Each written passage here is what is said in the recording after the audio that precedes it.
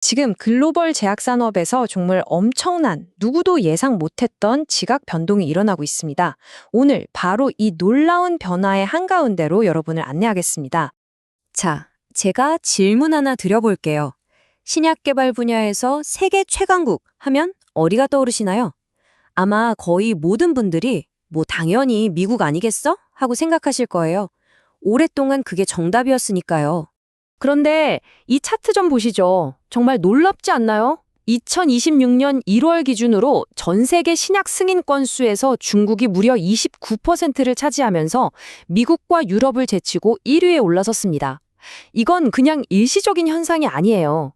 글로벌 바이오 산업의 판이 완전히 뒤바뀌고 있다는 아주 강력한 신호입니다. 그래서 오늘 이 거대한 변화를 5단계로 나눠서 한번 제대로 파헤쳐 보겠습니다. 먼저 새로운 리더의 등장을 확인하고 도대체 중국 바이오의 성장 엔진이 뭔지, 여기에 미국은 어떻게 반응하는지, 또 이 싸움이 우리나라 같은 다른 나라들엔 어떤 영향을 주는지, 그리고 마지막으로 완전히 새롭게 짜인 이 바이오 전쟁터의 미래까지 한번 쭉 따라가 보시죠. 아니 대체 어떻게 중국이 이렇게 순식간에 새로운 리더로 떠오를 수 있었을까요? 두 번째 섹션에서는 바로 그 비밀을 한번 파헤쳐 볼 텐데요. 그 원동력은 크게 두 가지로 요약할 수 있습니다. 바로 어마어마한 자본과 그야말로 폭발적인 기술력입니다. 먼저 이 숫자부터 한번 보세요. 1억 7,200만 달러. 이게 우리 돈으로 하면 대략 2,200억 원 정도 되거든요.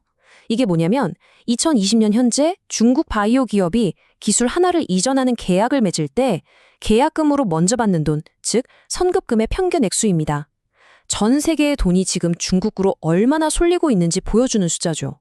이 그래프를 보면 더 실감이 나실 거예요. 불과 몇 년 전인 2022년에 5,200만 달러, 그러니까 한 700억 원 정도였던 평균 선급금이요. 지금은 230%가 넘게 폭증한 겁니다. 이건 그냥 성장세가 가파르다, 이 수준이 아니죠. 말 그대로 폭발하고 있는 겁니다. 그리고 단순히 계약 한 건당 금액만 늘어난 게 아니에요. 전체 판 자체가 커졌습니다. 2022년에는 총 42건의 전체 규모가 11억 달러 수준이었는데 2025년에는 계약 건수가 2배 이상 늘어난 93건, 총 규모는 무려 56억 달러로 커졌습니다. 양과 질, 모든 면에서 그냥 압도적인 성장을 보여주고 있는 거죠. 자, 그럼 이제 기술력 얘기를 해볼까요? 이게 정말 흥미로운 부분인데요. 중국이 그냥 따라오는 게 아니라 가장 최첨단 분야, 그러니까 차세대 항암 치료제 시장을 아예 주도하고 있다는 겁니다. 이 표를 좀 보세요. ADC라고 항체에 약물을 붙여서 암세포만 정밀 타격하는 기술이 있거든요. 이 분야 임상 프로젝트의 51%, 절반 이상이 중국에서 나오고 있습니다. 이중항체나 CAR-T 같은 다른 첨단 치료제 분야도 거의 50%에 육박해요. 대단하죠?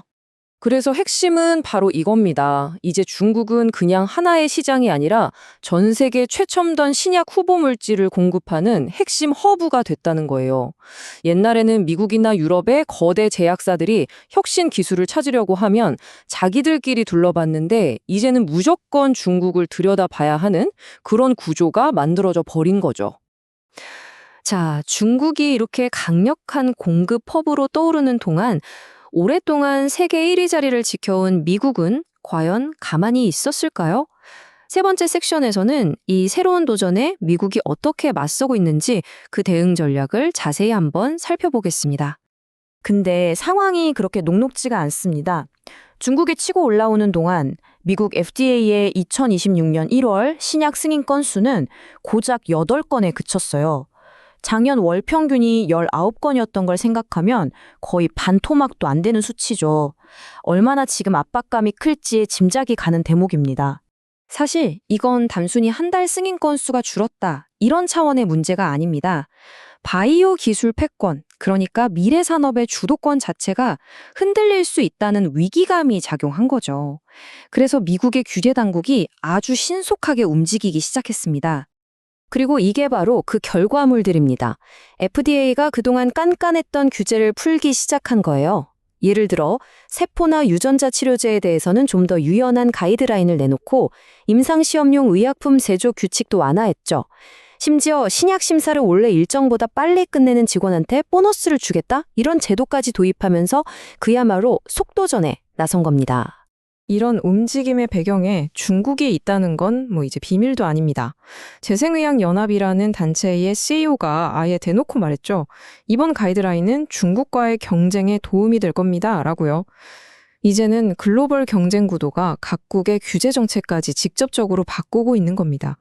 자, 네 번째 섹션입니다. 그럼 이렇게 미국과 중국이 치열하게 경쟁하는 구도가 우리나라 같은 다른 바이오 강국들한테는 어떤 의미일까요? 한마디로 이건 양날의 검과 같습니다. 이 슬라이드가 그걸 아주 잘 보여주는데요.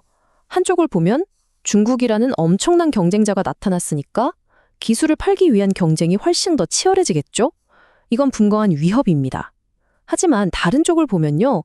중국 바이오텍의 몸값이 천정부지로 치솟으면서 시장 전체의 기술 가치 기준선 자체가 확 올라가는 기회가 되기도 해요. 다시 말해 우리 기업들이 가진 기술의 가치도 덩달아 더 높게 평가받을 수 있는 길이 열린다는 뜻이죠. 중국의 부상, 그리고 여기에 맞선 미국의 속도전, 그 틈바구니에서 기회와 위협을 동시에 마주한 다른 나라들. 이 모든 변화를 종합해보면 마지막 섹션의 결론, 딱 한 가지로 귀결됩니다. 바로 과거의 서열은 이제 완전히 무너졌다는 겁니다. 이 점을 우리가 분명히 인식해야 합니다. 이건 한두 분기 순위가 잠깐 바뀐 그런 게 아니에요. 돈의 흐름, 혁신이 나오는 곳, 경쟁의 규칙까지 이 글로벌 바이오 지형 전체가 근본적으로 그리고 영구적으로 재편된 겁니다. 다시는 예전으로 돌아갈 수 없어요. 이건 단순히 기업들 간의 비즈니스 경쟁이 아닙니다.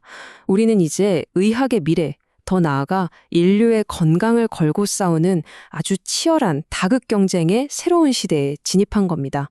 오늘 분석은 여기까지입니다. 이 새로운 글로벌 경쟁의 시대, 과연 미래의 치료제를 향한 이 경주에서 최후의 웃는 승자는 누가 될까요? 이제 그 누구도 섣불리 답을 예측할 수 없게 되었습니다.